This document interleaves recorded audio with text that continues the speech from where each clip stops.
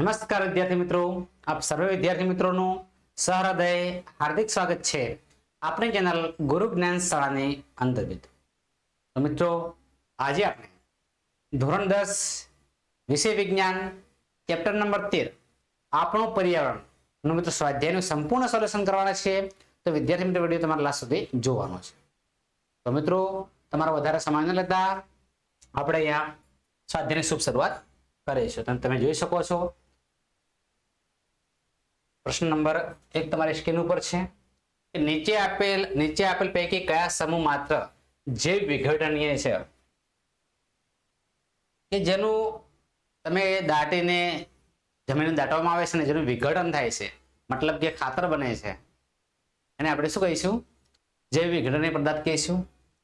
તો તમે જોઈ શકો છો, ઘાસનું વિઘટન થાય છે મિત્રો, પુષ્પોનું પણ વિઘટન થાય છે, ચામડું પણ વિઘટન થાય છે। તો આ વિધાન કેવું છે? સાચું છે। ઘાસનું થાય છે, લાકડાનું થાય છે, પરંતુ પ્લાસ્ટિકનું થતું નથી। એટલે મિત્રો આ શું કહેવાશે? જૈવ અવિઘટનીય કહેવાશે। શું કહેવાશે? જૈવ અવિઘટનીય। ત્યારબાદ ફળોની છાલ છે, કેક છે, લીંબુનો રસ છે, આનું વિઘટન થાય છે। કેક છે, લાકડું છે, તેમજ ઘાસ છે, આનું વિઘટન થાય છે। તો મિત્રો તમે જોઈ શકો છો, A, C અને D ત્રણ ઓપ્શન સાચા છે। A, C અને D તમે જોઈ શકો છો। ત્યારબાદ મિત્રો આપણે થોડું આગળ વધીશું પ્રશ્ન નંબર 2 તરફ કે આહાર શૃંખલા આધારિત પ્રશ્ન છે। નીચેનામાંથી કોણ આહાર શૃંખલાનું નિર્માણ કરે છે? આહાર જે શૃંખલાનું નિર્માણ છે મિત્રો, પેલા ઘાસ છે, ઘાસ બકરી જે ઘાસને ખાય છે અને માનવ એ બકરીને ખાય છે।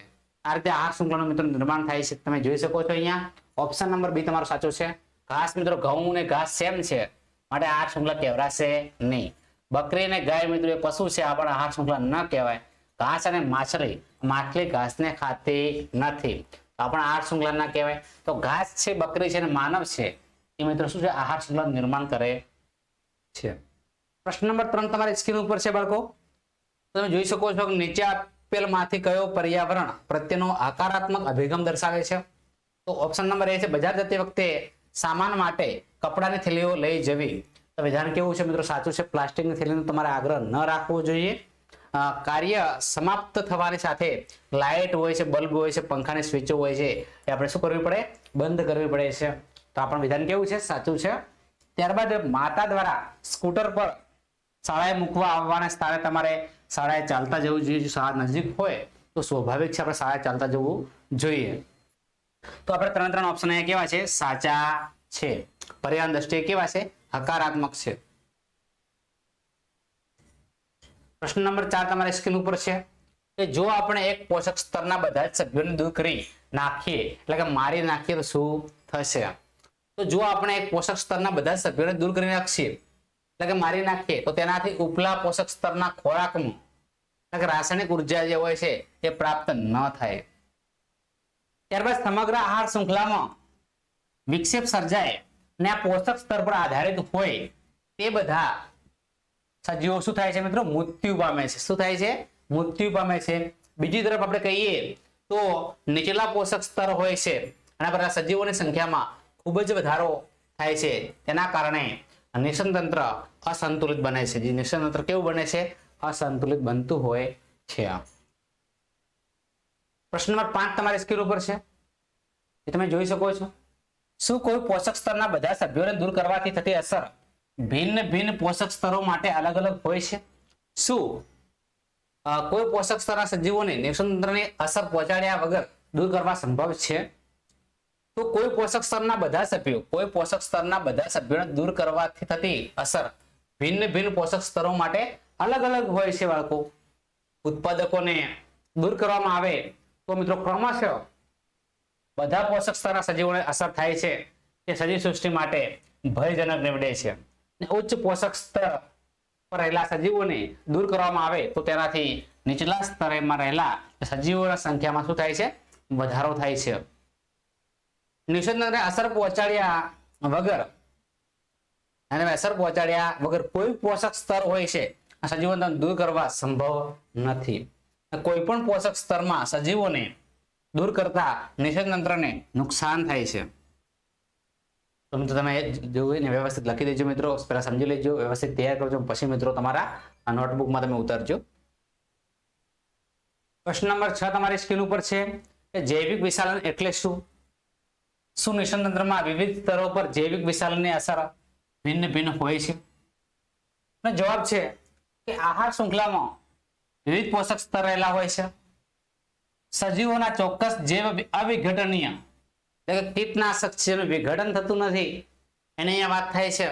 પદાર્થની સાંદ્રતામાં તથા ક્રમશઃ વધારાને જૈવિક વિશાલન કહેવામાં આવે છે. નિષેધ તંત્રની આપણે વાત કરીએ, નિષેધ તંત્રમાં વિવિધ પોષક સ્તરે જૈવિક વિશાલનની માત્રા જુદી જુદી હોવાથી તેની અસર પણ ભિન્ન ભિન્ન હોય છે. ત્યારબાદ તૃતીય ના ચતુર્થ પોષક સ્તરે રાસાયણની માત્રા મહત્તમ, જ્યારે નીચલા પોષક સ્તરે રાસાયણની માત્રા ખૂબ ઓછી હોય છે. આથી જૈવિક વિશાલનની સૌથી વધુ હાનિકારક અસર ઉપલા પોષક સ્તરના સજીવો પર થતી હોય છે. ત્યારબાદ મિત્રો નેક્સ્ટ પ્રશ્ન તરફ આગળ વધીશું. પ્રશ્ન નંબર 7 તમારી સ્ક્રીન ઉપર છે, જે તમે જોઈ શકો છો કે આપણા દ્વારા ઉત્પાદિત જૈવ અવિઘટનીય કચરાની કઈ સમસ્યાઓ ઉત્પન્ન થઈ શકે છે? તો તે જૈવિક વિશાલન સમસ્યાઓ સર્જી શકે છે. તે પર્યાવરણમાં એકત્ર થઈ પ્રદૂષણ સર્જે છે. જ્યારે ભૂમિમાં આ કચરો દાટવામાં આવે છે ત્યારે તે ભૂમિમાં વનસ્પતિઓની વૃદ્ધિ અટકી જાય છે. તે પર્યાવરણમાં લાંબો સમય જળવાઈ રહે છે અને નિષેધન તંત્રની વિવિધતા ઘટકોમાં શું પહોંચાડે છે? હાનિ પહોંચાડે છે. આહાર શૃંખલા જ્યારે અસંતુલિત હોય છે તે નિષેધન તંત્રમાં સમસ્યાઓ સર્જે છે. ત્યારે મિત્રો નેક્સ્ટ પ્રશ્ન તરફ આગળ વધીશું આપણે.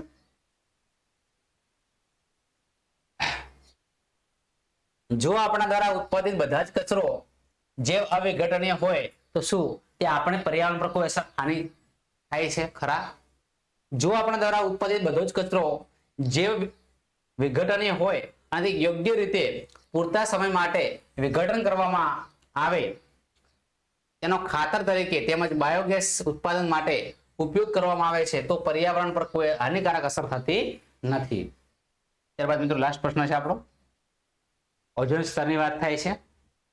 તો ઓઝોન સ્તર વિઘટન આપણા માટે ચિંતાનો વિષય શા માટે છે?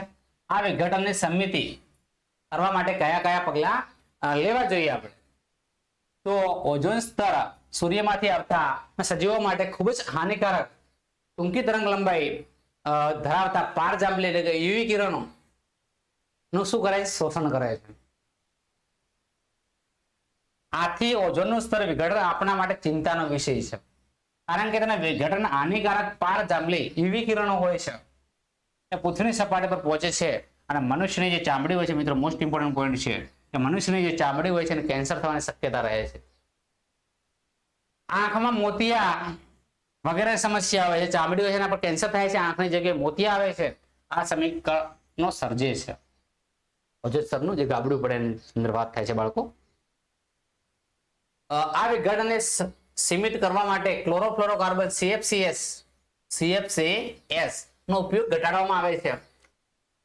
1987 માં સંયુક્ત રાષ્ટ્ર પર્યાવરણ કાર્યક્રમ જે યોજાનો એની અંદર સર્વાનુમતે નક્કી કરવામાં આવ્યું કે CFC નું ઉત્પાદન 1986 ના સ્તર પર સીમિત રાખવામાં આવે તો તેના દ્વારા ઓઝોન સ્તરનું રક્ષણ થશે અને હાનિકારક વિકિરણોની અસર ઘટાડી શકશે. તો વિદ્યાર્થી મિત્રો, આ છે મિત્રો આજના વિડીયોનું સ્વાધ્યાય. જો વિદ્યાર્થી મિત્રો તમને વિડીયો પસંદ આવ્યો હોય તો મારા વિડીયોને ખાસ લાઈક કરજો, તમારા મિત્રો સુધી પણ શેર કરજો. જો મિત્રો ચેનલ પર તમે નવા હોય તો ચેનલને અચૂક સબસ્ક્રાઇબ કરજો અને બાજુમાં પેલા બેલ આઇકનને પણ પ્રેસ કરજો, જેથી કરી આવનારા વિડીયો નોટિફિકેશન સૌપ્રથમ તમને મળતી રહે. તો મિત્રો હવે તમારે ધોરણ 10 ને લગતા કયા વિષયના વિડીયો જોઈએ છે એ તમારે ખાસ કોમેન્ટ બોક્સમાં કોમેન્ટ કરવાની છે. તો વિદ્યાર્થી મિત્રો ફરી મળીશું નવા વિડીયો સાથે. ત્યાં સુધી આવજો. જય હિન્દ, જય ભારત.